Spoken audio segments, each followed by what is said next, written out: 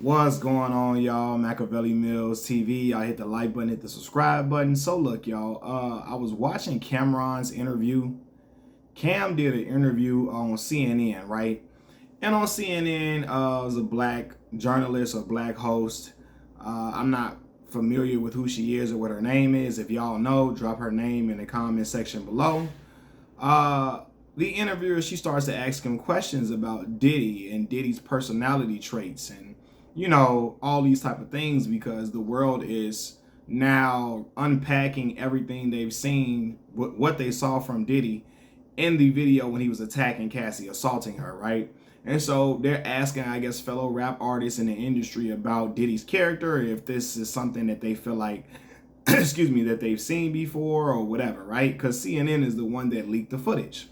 So they got Cameron on, and the lady asked him, did Cameron recognize that kind of anger from Diddy, from any of his experiences? So Cam get on them, I ain't know him like that. What you mean, do I recognize him? I don't know him. I seen him. What you mean by experiences? I seen him. I thought it was disgusting, right? I didn't do a zoom in to see if it was really him or nothing, but he admitted it was him. So yeah, it was him, right? So then the lady asked him, what did you think about that apology he did in that other video? The apology ain't for me to decide. It's for Cassie. What I think about it don't matter, right? Okay, well, yeah, I do agree that the apology is for Cassie to decide if it's sincere or not or whatever, right? But the way Cam is going about doing this interview is just like he's completely annoyed. He don't want to be there. He don't want to talk to them. And he acting like, almost like a petulant child. And I'm going to get to where he starts to really act like a petulant child, right?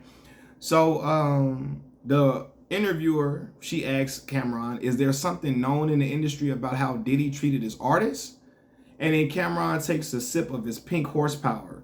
The pink horsepower is for like sexual libido. It's kind of almost like, I believe, like a Viagra or a Cialis or something like that, right? But it's for the sexual libido of men.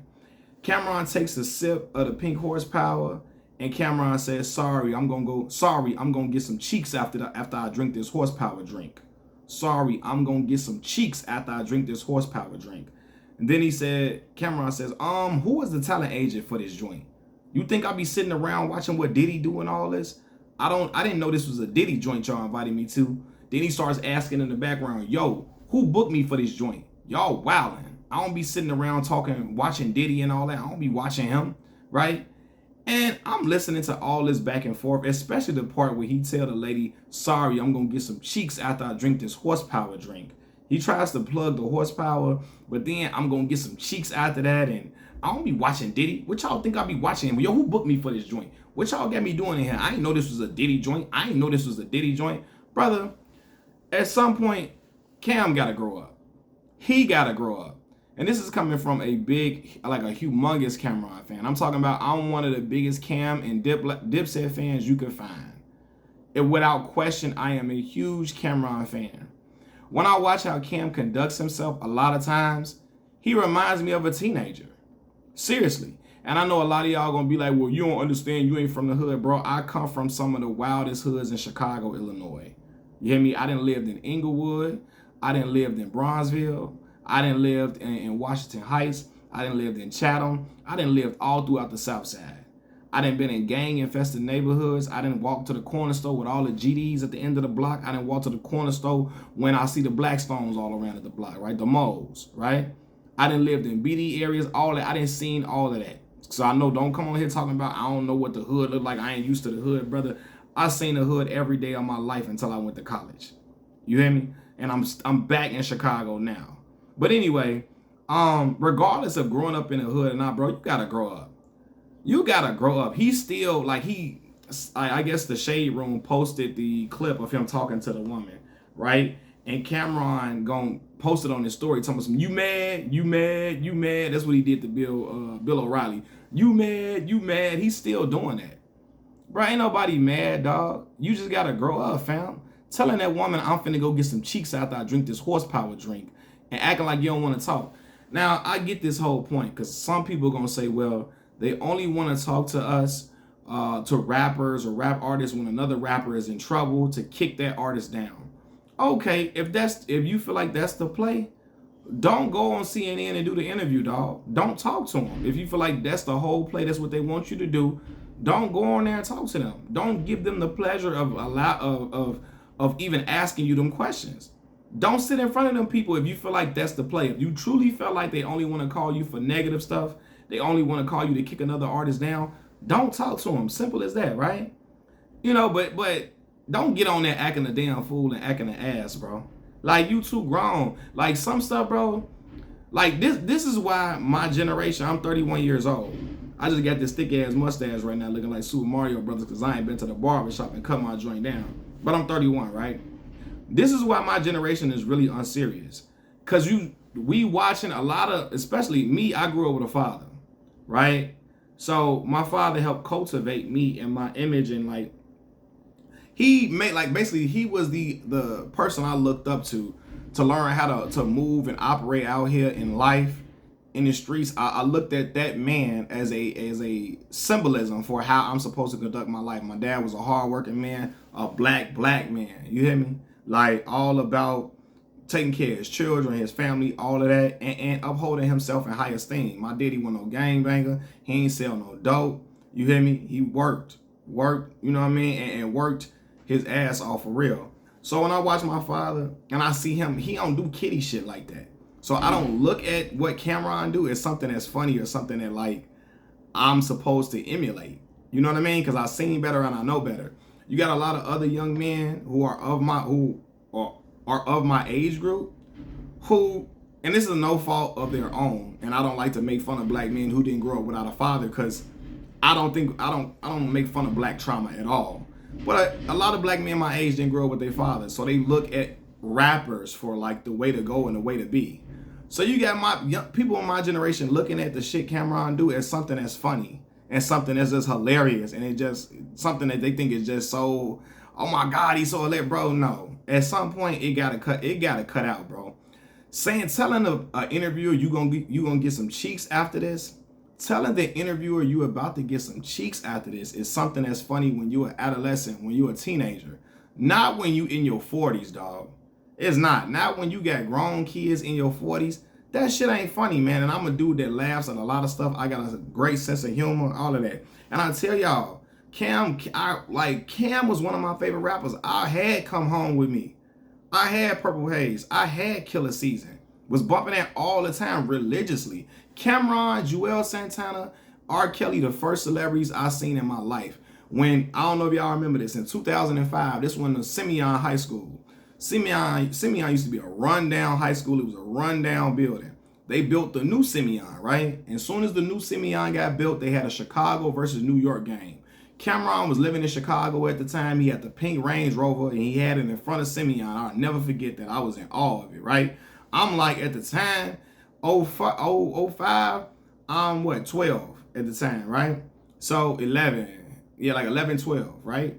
So I'm in awe. I'm a little kid at seeing these, and I'm seeing the car. Then I go into the game. I see R. Kelly. I see Cameron and Juelz Santana. Cameron was playing in the game against R. Kelly and them. Bump J was playing in the game too for all my Chicago folks, right? So I remember, like, yo, these are the first celebrities I saw in person. Cameron, Juelz Santana, R. Kelly was at the game, right? And so I have I feel like, you know, Cam is a staple of my childhood. But at the same time, Cam never really grew up. That's why I tell y'all, like, I remember saying in the previous video, like, I could never hang around Cam. Because, like, I know at some point you got to whoop his ass.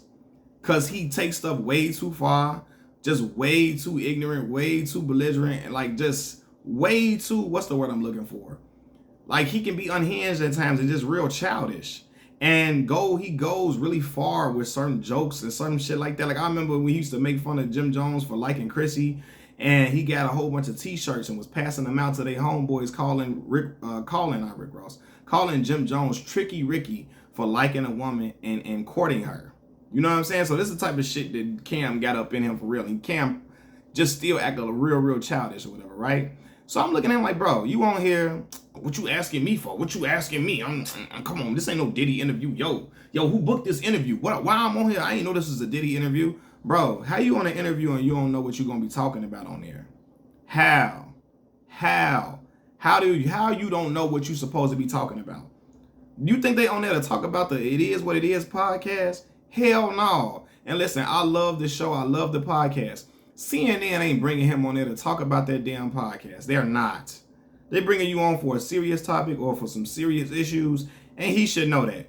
So to act like he ain't know this was a Diddy interview, bro, just say, listen, just decline the interview if you don't want to talk and say something. But then Cam had the point that, they never call us for anything positive. It's only for negativity to throw on a black man. Listen, man, he says that, but I believe, y'all can correct me if I'm wrong, I believe Cameron works for a white-owned company when he do that It Is What It Is podcast. I think that's for a white-owned company that he works for when he does that. So I believe his bosses will be proud of him for how he conducted himself so goddamn ignorantly. They want a lot of us to look ignorant. They want us to look like we ain't got no sense. They want us to look like we just take everything as a joke. We can't talk right. We just laughing stocks. And Cameron helped to see us in an image. Whether y'all realize it or not, whether y'all want to accept it or not. Getting up on TV talking about you about to go get some cheeks, drinking your horsepower, getting up there acting, I don't know what you asking. What is you asking me for? I don't know. Bro, when she asked the question, did he recognize Diddy? There's that type of anger in him. Cameron gonna go, what you mean did I recognize him? It looked like him.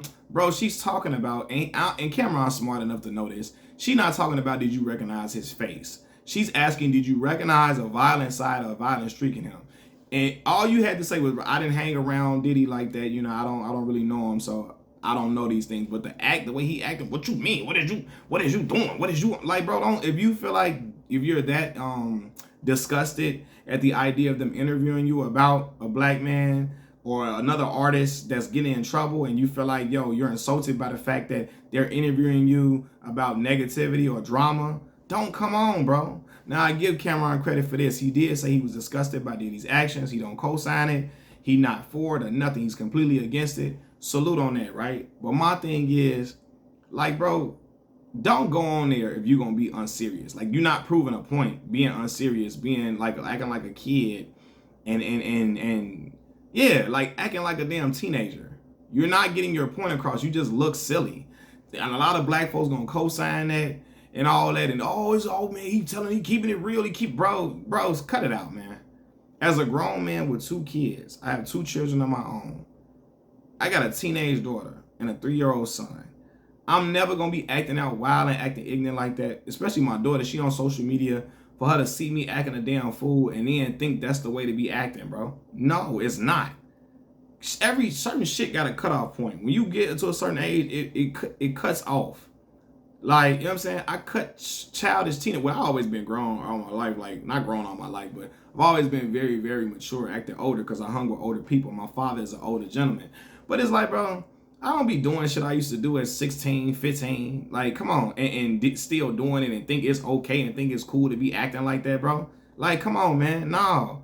You out here acting, you mad, bro. You too old for that.